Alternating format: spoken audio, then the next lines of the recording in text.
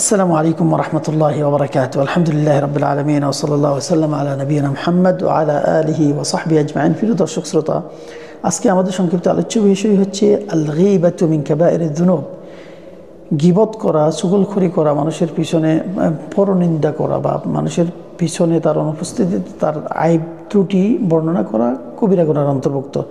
আল্লাহ সুবহানাহু ওয়া তাআলা ইরশাদ করেন, আউযু বিল্লাহি মিনাশ শাইতানির রাজীম, ওয়ালা ইয়াগতাব বা'দুকুম বা'দা আইয়ুহিব্বু আহাদুকুম মান ইয়াকুলা লাহমা আখিহি মাইতান ফাকারিহতুমুহু ওয়াত্তাকুল্লাহা ইন্নাল্লাহা তাওয়াবুর রহিম।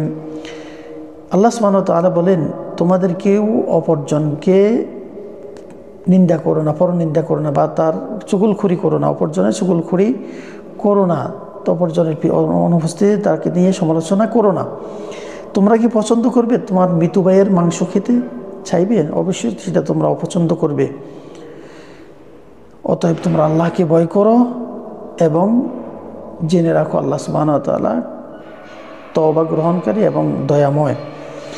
গীবত হচ্ছে, রাসূলুল্লাহ সাল্লাল্লাহু আলাইহি সাল্লাম এর ব্যাখ্যা দিচ্ছেন যে তিনি সাল্লাল্লাহু আলাইহি সাল্লাম বলছেন, আতাদরুনা মাল গীবা, তোমরা কি জানো গীবত কি জিনিস?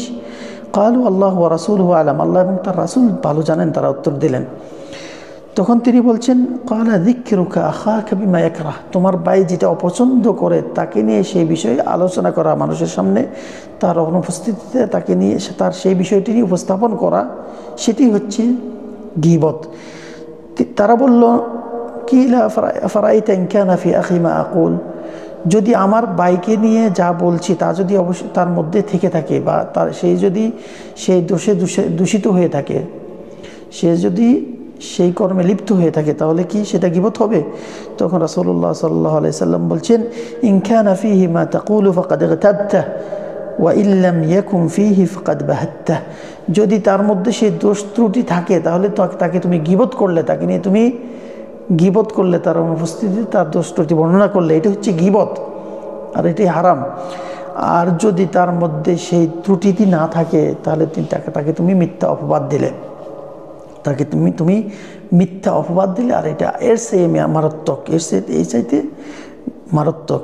অতএব একজন মুসলিম সর্বদাই অপর মুসলমান ভাই সম্পর্কে সুধারণা রাখবে এবং তাকে নিয়ে আলোচনা করবে, ভালো পয়েন্টগুলো মানুষের সামনে তুলে ধরবে, খাস করে তার অনুপস্থিতিতে, এবং তাকে নিয়ে পর্যালোচনা সমালোচনা মনের কাছে সামনে করবে না, এবং গীবত গাবে না, গীবত করবে না, যাতে করে কবিরা গুনাহে লিপ্ত না হতে হয়।